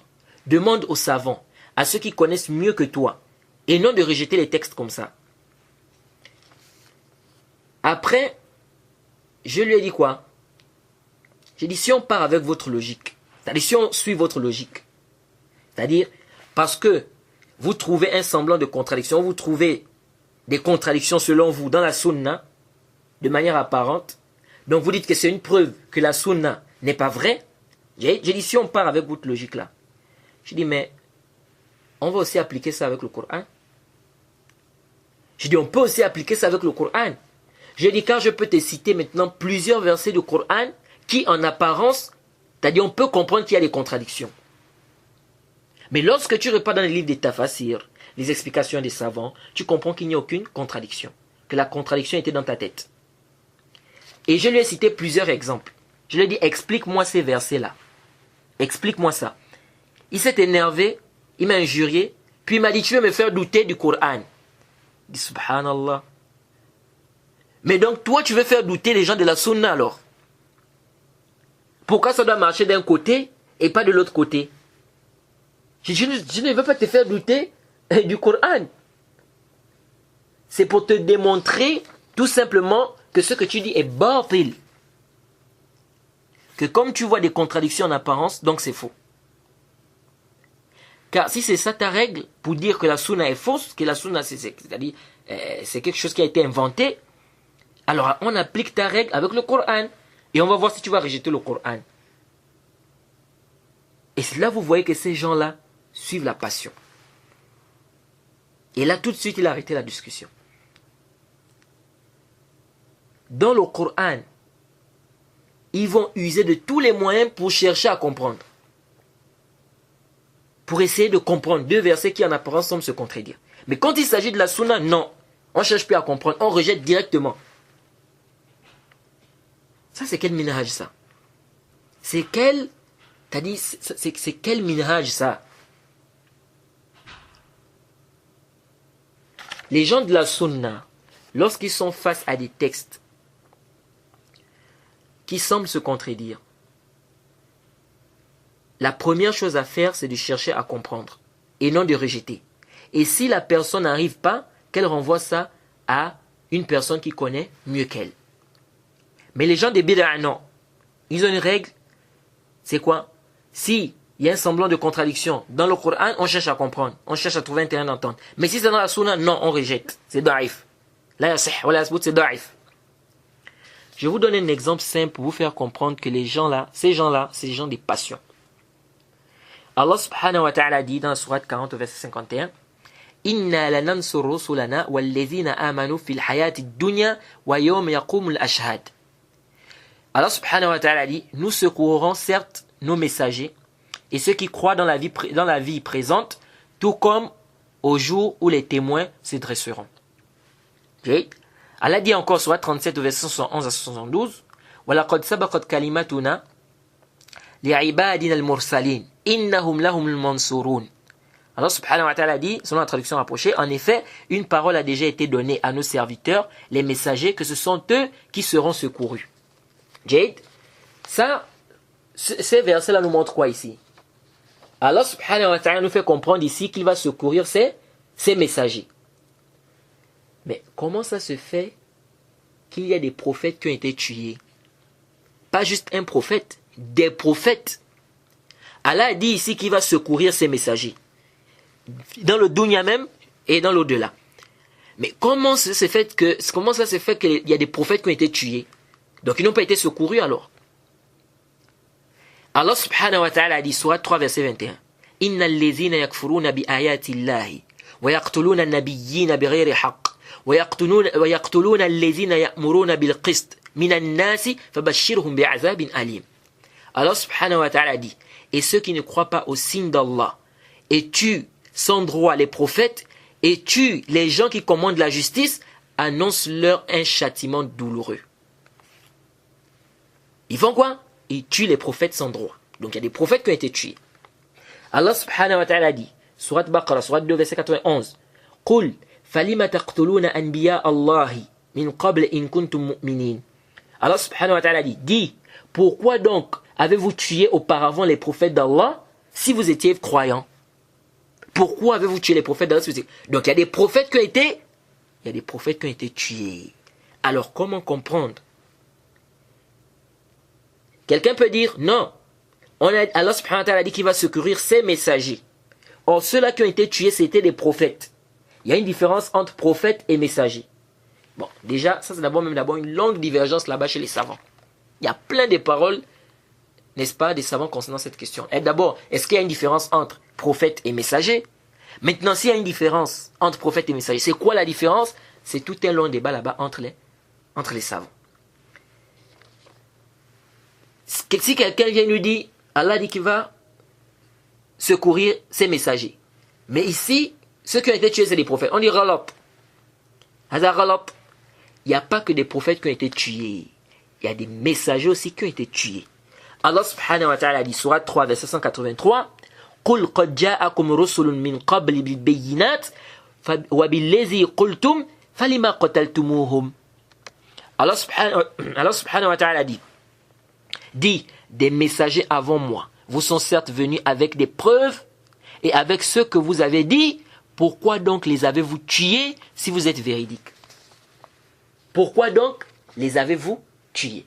Allah subhanahu wa ta'ala dit encore, Surat 5, verset 70, كُلَّمَا جَاءَهُمْ رَسُولٌ بِمَا لَا تَهْوَى أَنفُسُهُمْ فَرِيقٌ كَذَّبُوا وَفَرِيقٌ يَقْتُلُونَ. Surat 5, verset 70, Allah subhanahu wa ta'ala dit, selon la traduction rapprochée, mais chaque fois qu'un messager leur vient avec ce qu'ils ne désirent pas, ils en traitent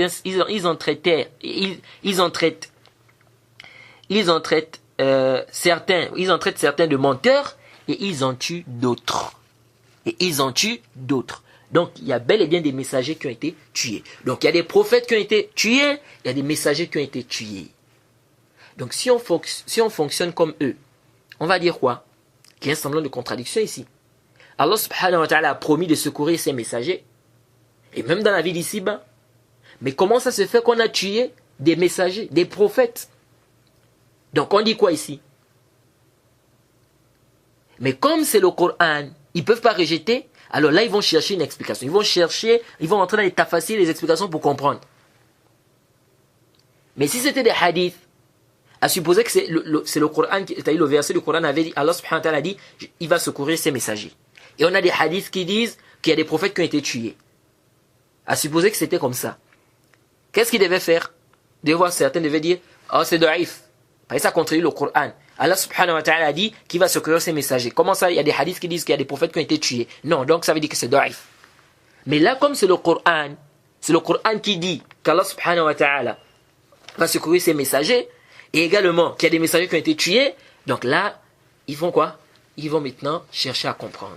Donc quand c'est la sunna, on ne cherche pas à comprendre. Mais quand c'est le Coran, il faut chercher à comprendre. C'est quoi ce minhaj? Et shahaza. Tout ça, ça prouve le hawa. C'est la passion.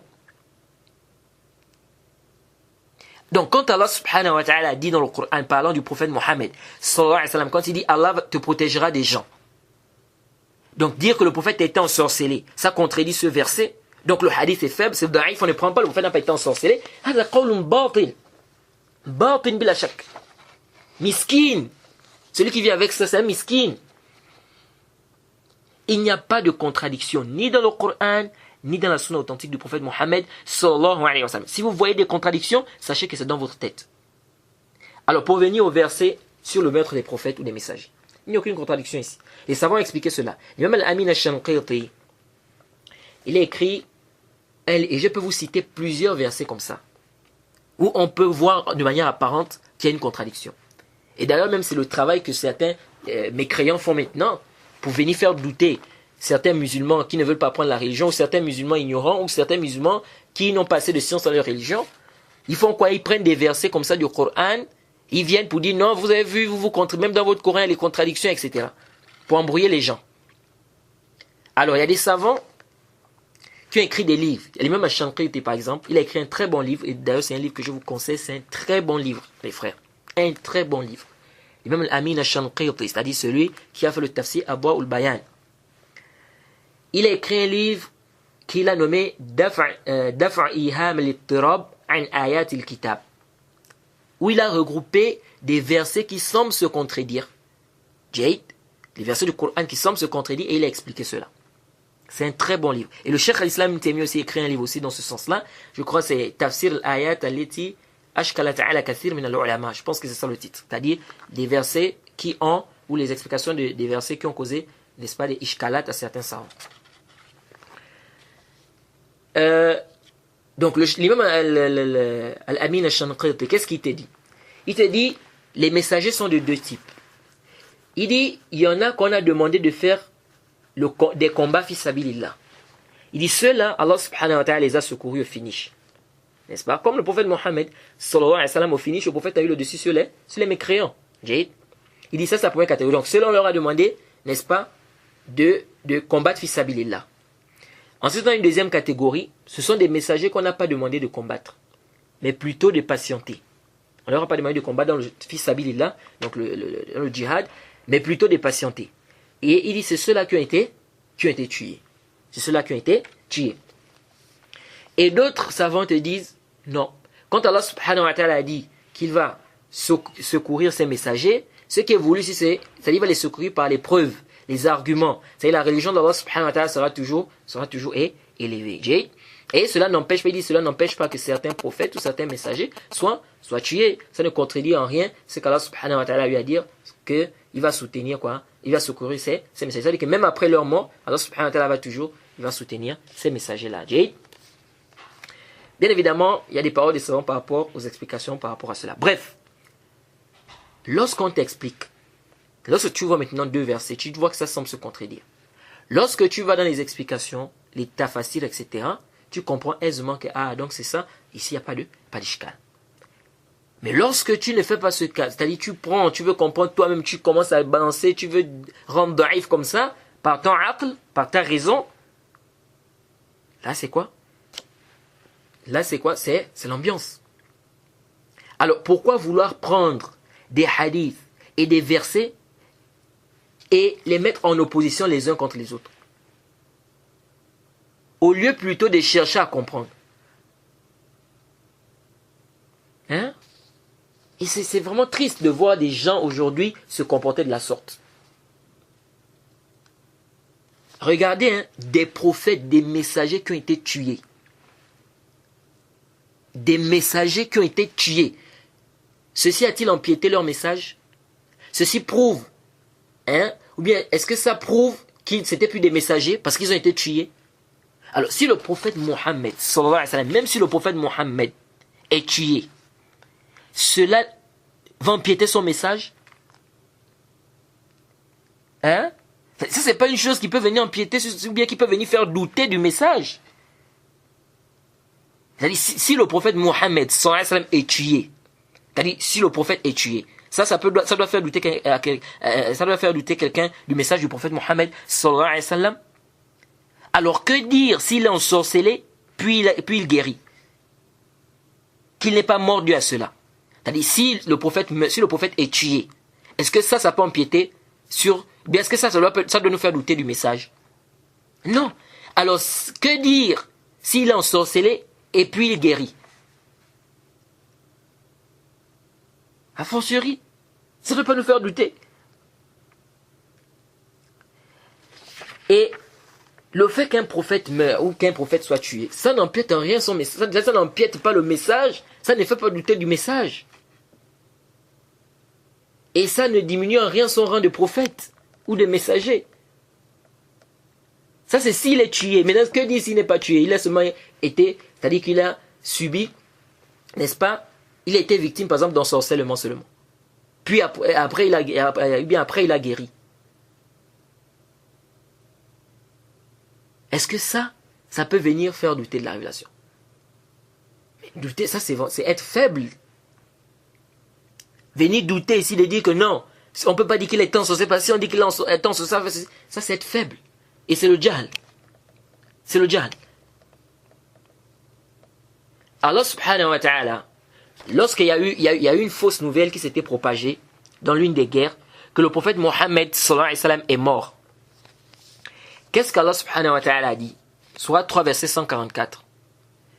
Parce que les gens se sont étonnés que comment ça, si le prophète est mort, on va faire comment? Allah subhanahu wa ta'ala a fait descendre le verset. Surah 3, verset 144. Il a dit quoi selon la traduction rapprochée? Mohammed n'est qu'un messager. Des messagers avant lui sont passés. S'il mourait, donc, ou s'il était tué, retourneriez-vous sur vos talons? Quiconque retourne sur ses talons ne nuira en rien à Allah et Allah récompensera bientôt les reconnaissants. Qu'est-ce qu'Allah a dit sur la traduction rapprochée? Mohammed n'est qu'un messager. Des messagers avant lui sont passés. S'il mourait, s'il mourait, donc, ou s'il était tué, s'il mourait, donc, ou s'il était tué, retourneriez-vous sur vos talons? Quiconque retourne sur ses talons ne nuira en rien à Allah et Allah récompensera bientôt les reconnaissants. Et c'est comme quand on dit que le prophète Mohammed, quand certains savants disent que le prophète Mohammed sallallahu alayhi wa sallam est mort martyr. Vous voyez des faibles d'esprit qui viennent qui disent non, on ne peut pas dire qu'il est mort martyr, parce que si on dit qu'il est mort martyr, ça veut dire que c'était pas un prophète, ou bien ceci ou cela. Que le prophète soit tué ou pas, ça ne remet en rien en cause le fait qu'il soit prophète ou messager. En rien du tout.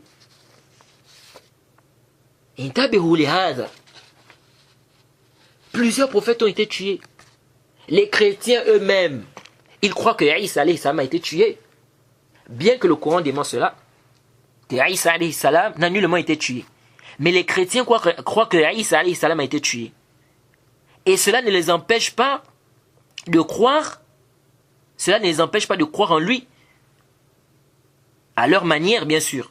Parce qu'en réalité, ils ne croient pas en Isa alayhi salam. Donc, ils croient qu'il a été tué, puis ressuscité. C'est pourquoi ils ont inventé même cette histoire. Parce que s'ils disaient que Isa alayhi salam a été tué comme ça, beaucoup devaient douter du message. Donc qu'est-ce qu'ils ont fait? Ils ont dit non, il est venu même sur la terre pour être tué.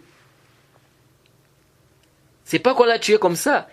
Son but, quand il est venu sur cette terre, c'est pour se faire tuer, c'est pour se faire massacrer par les Juifs. Est-ce que vous voyez? Or, leur propre Bible contredit même cette fausse doctrine. Comme quoi il serait venu sur la terre pour se faire massacrer ou tuer par les Juifs. Bref, si le prophète, ou bien si le fait qu'un prophète soit tué, n'empiète en rien sa révélation, ce qu'il a reçu comme révélation, c'est le fait qu'il ait été ensorcelé un moment, puis guéri, qui va empiéter sur la révélation d'un prophète. Quel argument nul. Alors, pour commencer à refuter les arguments que ces gens-là avancent, pour rejeter ce hadith, le hadith du prophète Mohammed sallallahu alayhi wa sallam qui stipule clairement qu'il a été ensorcelé, j'aimerais d'abord vous dire une chose. C'est laquelle? C'est que les gens qui rejettent ce hadith aujourd'hui, pour la plupart, c'est à cause des mécréants. Pour la plupart, c'est à cause des koufars. Car les koufars, les mécréants, les moustachirikoun, les orientalistes et tout ça, ils vont leur dire, vous dites qu'il a été ensorcelé. Et qu'il s'imaginait avoir des rapports avec ses femmes, alors que ce n'est pas le cas. Alors, qu'est-ce qui ne vous dit pas que pendant cette période, il a pu s'imaginer des choses qu'il pensait être la révélation, or ce n'était pas le cas. Et donc, il se peut que vous ayez dans votre Coran ou la Sunna des choses qui ne viennent pas de la révélation, c'est-à-dire que ça n'a pas été révélé. Et comme c'est des du'afa, ces musulmans-là qui rejettent ce hadith-là, en ce moment, c'est des du'afa, ils sont faibles, c'est des faiblards, ils ne savent pas comment répondre, disent non, le hadith est daïf. Qui vous a dit? C'est pas authentique. Et c'est comme ils ont rejeté les hadiths qui sont venus dans le Sahih Bukhari et Muslim, disant que le prophète Mohammed sallallahu alayhi wa sallam a épousé Aïcha à 7 ans. Non, ils ont dit non, c'est pas authentique. Pourquoi? Parce que ils sont faibles face aux koufars, face aux mécréants. Ils vont rejeter des hadiths authentiques et clairs, dont aucun savant de hadith n'a rejeté. Ils vont rejeter ça et ils vont t'apporter des choses c'est-à-dire qu'ils vont aller chercher dans des trucs qui n'ont même pas, c'est-à-dire que c'est des menteurs même qui rapportent les waqid et tout ça. Parfois c'est des trucs qui n'ont même pas de asl.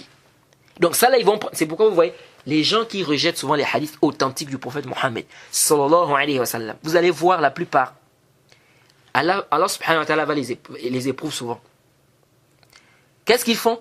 Après, ils mentent sur le prophète Mohammed sallallahu alayhi wa sallam. C'est-à-dire, ils vont amener des hadiths inventés sur le prophète Mohammed sallallahu alayhi wa sallam. Et ils vont faire quoi? Tout ça, c'est quoi? Ils vont laisser, c'est-à-dire, ils laissent les hadiths qui sont authentiques. C'est pour aller te prendre des hadiths qui sont faux. Parfois, c'est même pas des hadiths daïf. Parce que les faiblesses de hadiths, c'est seulement des hadiths, ça les degrés. c'est des hadiths faux, parfois inventés. Donc, comme ils sont faibles, ils ne peuvent pas réfuter. Qu'est-ce qu'ils font? Yallah, on rejette. Et j'avais. Tout ça pour satisfaire les koufars, les mécréants. Donc leur religion, c'est comme si leur religion maintenant est basée sur les koufars.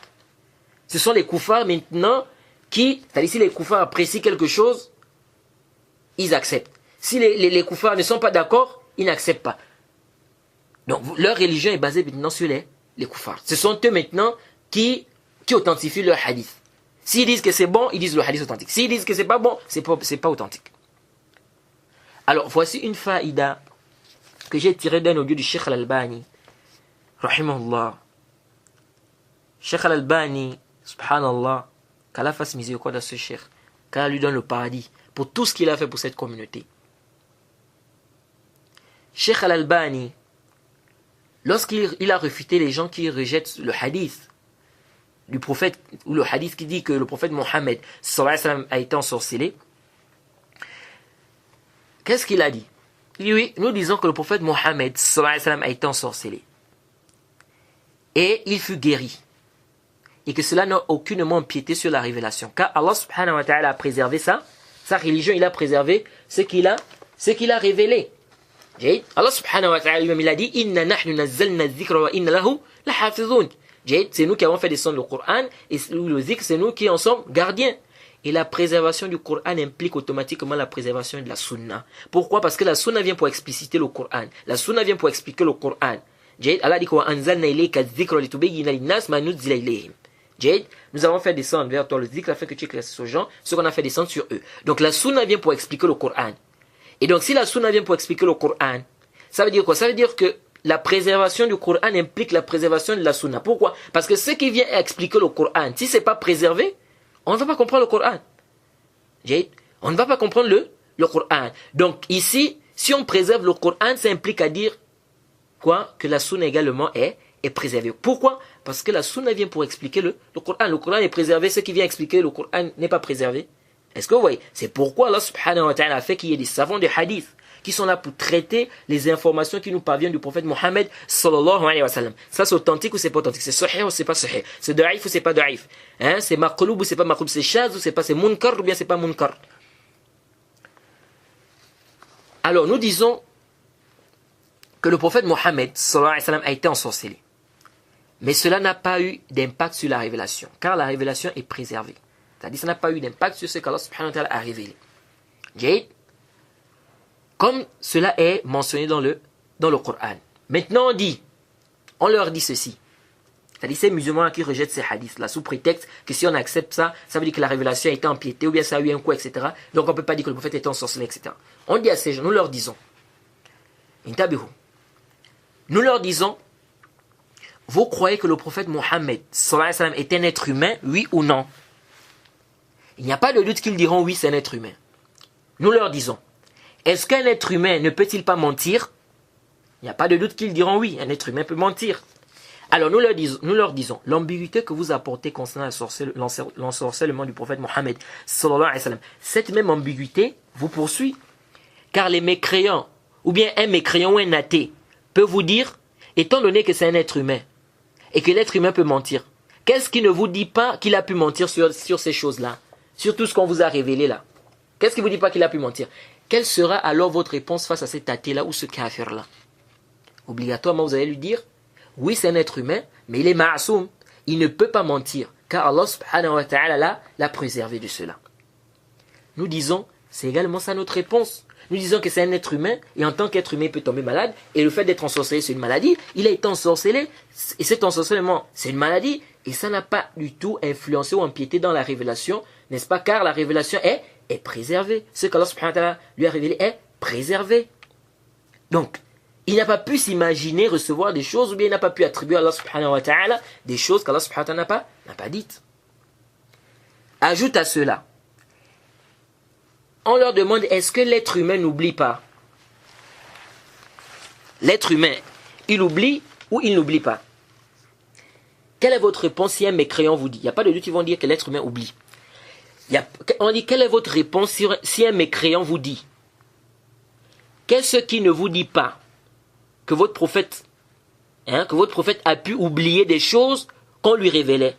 Surtout que dans votre Coran on dit Sanuqri'uka fala tansa illa ma sha Allah. Soit A'la au verset 6 à 7. Qu'Allah subhanahu wa ta'ala dit nous te ferons réciter, c'est-à-dire le Coran, de sorte que tu n'oublieras que ce qu'Allah veut. Tu n'oublieras que ce qu'Allah veut.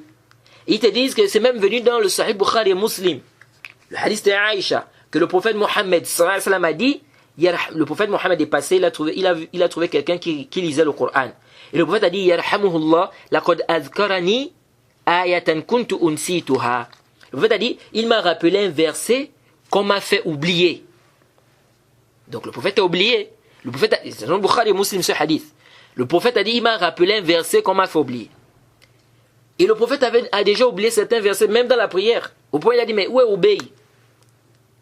Et même des raka'at. Il a oublié des raka'at même dans la prière. Et ça, c'est connu. Et le prophète a dit dans le Sahih, Ana bashar, innama ana basharun mithlukum, ansa kama tansaun, fa iza nasitu fadhakkiruni. Le prophète Mohammed sallallahu alayhi wa sallam a dit, je suis un être humain comme vous, j'oublie. Si j'oublie, rappelez-moi. Donc le prophète oublie. Et quant au hadith qui est rapporté dans le Muwatta, qui dit que non, le prophète a dit, inila ansa, walakin nas li shari'. C'est-à-dire, il dit que non, je n'oublie pas, mais on me fait oublier, c'est pour que ça soit une législation. Ça, c'est un hadith qui est da'if. La yasih, wa la yathbut. Et les hadiths sont clairs que le prophète Mohammed, sallallahu alayhi wa sallam, il peut oublier. Donc, c'est clair que le prophète oublie, ou le prophète peut oublier. Donc, quelle sera votre réponse si un mécréant vous dit, votre prophète a déjà oublié? Donc, qu'est-ce qui ne vous dit pas qu'il a oublié des choses qu'Allah lui a révélées? Vous n'aurez d'autre réponse, c'est-à-dire, vous n'aurez pas une autre réponse ici, si ce n'est de dire, c'est vrai, en tant qu'être humain, il peut oublier. Mais Allah l'a préservé, il ne peut pas oublier une chose qui lui a été révélée. Mais après avoir transmis cette chose, que les gens ont mémorisé, les gens ont écrit, etc., il peut oublier. Alors, c'est notre réponse. Nous disons, le prophète Mohammed sallallahu alayhi wa sallam a été ensorcelé, mais Allah l'a préservé, n'est-ce pas, de dire sur Allah ce qu'il n'a pas dit. Allah a préservé ce qu'il lui a révélé. Allah subhanahu wa ta'ala a préservé ce qu'il lui a révélé. Donc, en conclusion, où est le problème? Donc, de la même manière que vous dites, le prophète Mohammed, il a été prouvé que le prophète a oublié certains versets. Si un mécréant vient et vous dit, qu'est-ce que vous dites pas qu'il a oublié même des choses qu'Allah subhanahu wa ta'ala lui a révélées? Vous allez dire quoi? Vous allez dire, oui, c'est vrai. C'est un être humain, il oublie. Ça a été même prouvé qu'il a oublié. Mais il ne peut pas oublier ce qu'Allah subhanahu wa ta'ala lui révèle. Mais après avoir reçu la révélation, après avoir transmis, il peut oublier. Donc c'est ce que nous disons. Il a été prouvé que le prophète Mohammed sallallahu alayhi wa sallam a été ensorcelé, oui. Mais dans cet ensorcellement, ça n'a pas empiété la révélation. Pourquoi? Parce qu'il est préservé dans ça. Il ne peut pas attribuer à Allah subhanahu wa ta'ala des choses, n'est-ce pas, comme ça. Allah subhanahu wa ta'ala a préservé ça, sa religion. Donc, la réponse que vous donnez là-bas, c'est la réponse qu'on donne ici. Où est le problème? Il n'y a aucun problème, c'est votre ignorance qui vous rattrape. Donc, c'est clair, comme a dit l'imam Nawawi, Cheikh Al-Albani et bien d'autres, que le prophète Mohammed, sallallahu alayhi wa sallam, après avoir transmis, il peut oublier, c'est un être humain. Il peut être dans la prière, il oublie un verset. Ça, c'est après la transmission. Mais lorsqu'il reçoit la révélation, Allah subhanahu wa ta'ala l'a préservé. Pourquoi? Pour qu'il n'oublie pas. Donc, si vous rejetez ce hadith, parce que vous dites non, si on accepte le hadith, ça veut dire que la révélation a été atteinte, etc., etc. Ça, c'est batil et ça ne passe point. Ensuite, nous disons, quant au verset qui dit Wallahu ya'asimuka minan nas. Allah te protégera des gens. Disons, ça ne contredit en rien le fait que le prophète Mohammed sallallahu alayhi wa sallam ait été ensorcelé. Lisez le début du verset, les frères. Lisez le début du verset. Qu'est-ce que le début du verset nous dit? Le début nous dit Ya ayyuhar rasoul, balligh ma unzila ilayka min rabbik. Ya ayyuhar rasoul, balligh ma unzila ilayka min rabbik. Wa in lam taf'al ma ballaghta risalatahu. Wallahu ya'asimuka minan nas. Allah subhanahu wa ta'ala dit, ô messager, transmets ce qui t'est descendu de la part de ton Seigneur. Si tu ne le fais pas, tu n'auras pas transmis son message. Allah te protégera des gens. Qu'est-ce que ça veut dire? Allah subhanahu wa ta'ala dit quoi? Ô messager, transmets ce qui t'est descendu de la part de ton Seigneur. Si tu ne le fais pas, tu n'auras pas transmis son message. Allah te protégera des gens. Donc Allah te protégera des gens dans quoi?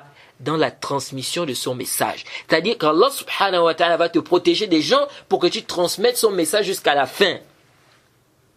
Que les associateurs ne vont pas t'empêcher de transmettre le message jusqu'à la fin. Et le prophète Mohammed, ça m'a transmis le message jusqu'à la fin. Allah dit quoi? Al-yawm akmaltu lakum dinakum wa atmamtu alaykum ni'mati wa raditu lakum al-islam adina. Aujourd'hui, j'ai parachevé pour votre religion.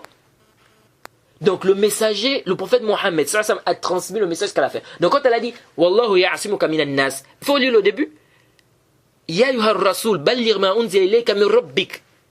وإن لم تفعل ما بلغت رسالته والله يعصمك من الناس. Et Allah subhanahu va te protéger des gens afin que tu transmettes son message. Oh messager, transmets ce qui t'est descendu de la part de ton Seigneur. Si tu ne le fais pas, tu n'auras pas transmis son message. Allah te protégera des gens. Allah va te protéger des gens pour faire quoi? Pour transmettre son message. C'est ça. Et le contexte est clair. Ça ne veut pas dire qu'Allah te protégera des gens, c'est-à-dire que les gens ne pourront pas te faire du mal. Non. Sinon, le prophète Mohammed, il a été blessé à la guerre de Uhud. Il a même perdu des dents, au point où le sang coulait du visage du prophète Mohammed, sallallahu alayhi wa sallam. Au point où le prophète a dit, comment peut réussir un peuple qui blesse leur prophète alors qu'il les appelle vers leur Seigneur? Et certains savants disent même que c'est ce qui a fait en sorte qu'Allah subhanahu wa ta'ala fasse descendre le verset, Laysa laka min al-amri shay. Tu n'as aucune part dans l'ordre divin. Sourate 3, verset 128. Donc prendre ce verset-là, qui dit Wallahu ya'asimuka minan nas, comme dalil, pour rejeter le fait que le prophète Mohammed sallallahu alayhi wa sallam était ensorcelé, ça c'est complètement batil. C'est complètement batil. Et quant à leurs paroles, lorsqu'ils disent que si on dit que le prophète Mohammed sallallahu alayhi wa sallam a été ensorcelé, cela veut dire qu'on est en train d'imiter les mécréants lorsqu'ils disent In tattabi'una illa rajulan mashura. Sourate 25, verset 8. Nous disons هذا قول باطل من وجهين. هذا قول باطل من وجهين. Nous disons ceci est nul, c'est faux sur deux aspects.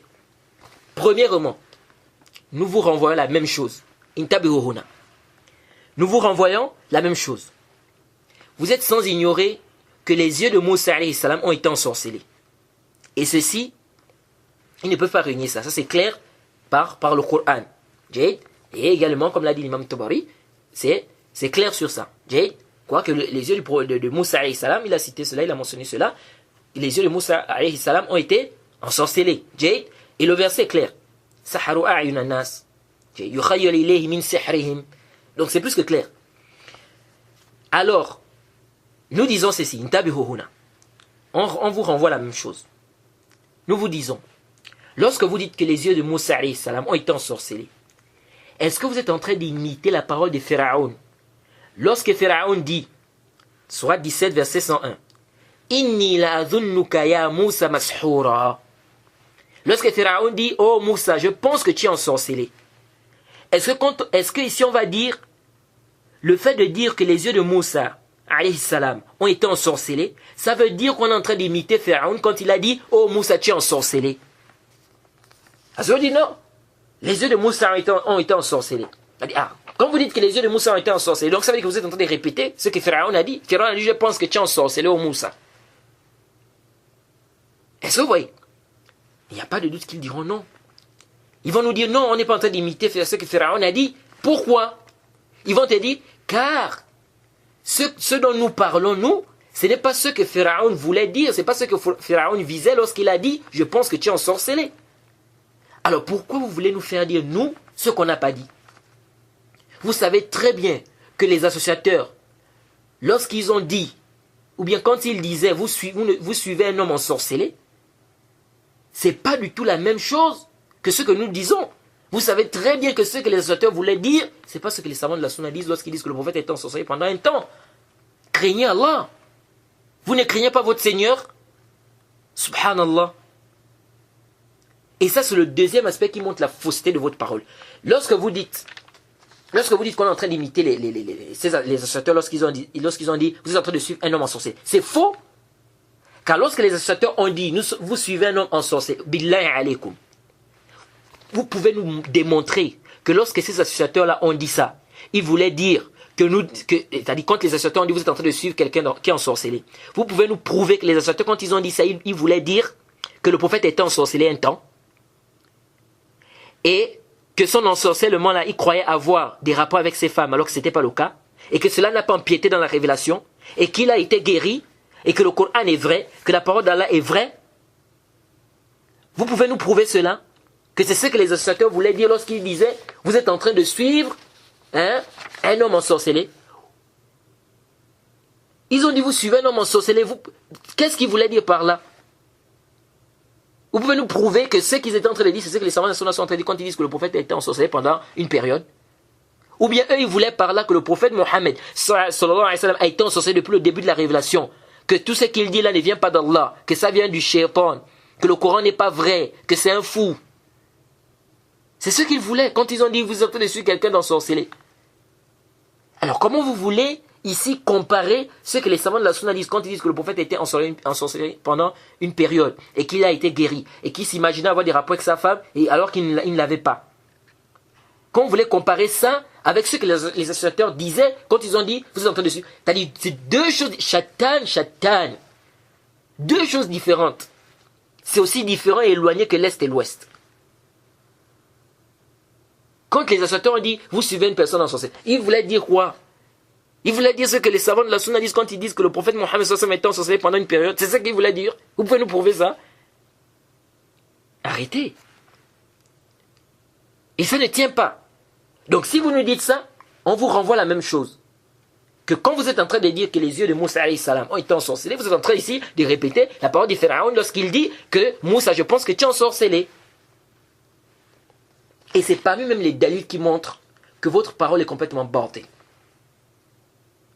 Parce que quelqu'un peut aussi venir vous dire, si vous dites que Moussa alayhi salam est, ça c'est dans le Coran, ça ils ne peuvent pas dire non, on va rejeter ça. Si vous dites que les yeux de Moussa alayhi salam ont été ensorcelés, quelqu'un peut aussi venir vous dire, et qu'est-ce qu'il ne vous dit pas aussi? Donc ça veut dire qu'il s'imaginait, quand on dit, il lui parut ramper.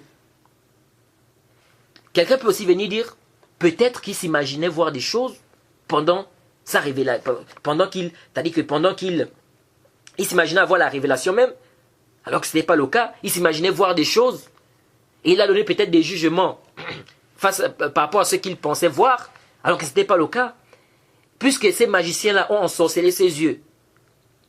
Jay, il a été ensorcelé, c'est-à-dire que les yeux de Moussa ont été ensorcelés ici.